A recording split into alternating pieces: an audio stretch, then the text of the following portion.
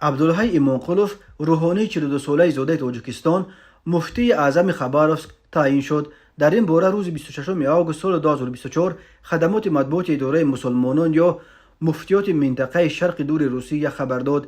بنابر این منبع مجلس اداره مسلمانان این منطقه عبدالحی حضرت را روز 2 آگوست به مقام مفتی اعظم کشور خباروفسک تعیین کرد. دومولا عبدالحی تا کنون امام خطیب مسجد جامع شهر خباروفسک و یاور مفتی منطقه شرق دور بود.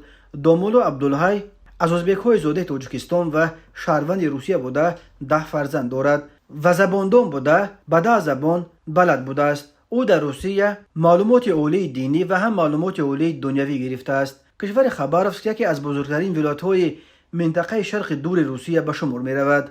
عبدالحی ایمانقلوف تجربه طولانی کار در نظام مفتیات روسیه را دارد. او سالهای 2007-2014 امام مسجد شهر اوسوریتسک کشور پریموری بوده. سپس از سال 2014 تا 2016 در مسکو و سال 2016 تا 2020 به حیث امام مسجد در ولایت تومسک روسیه کار کرد. سال 2021 عبدالحی ایمانقلوف به شرق دور برگشت و ماه اپریل همان سال امام خطیب مسجد جامع شهر خباروفسک و همزمان یاور مفتی منطقه شرق دور تعیین شد.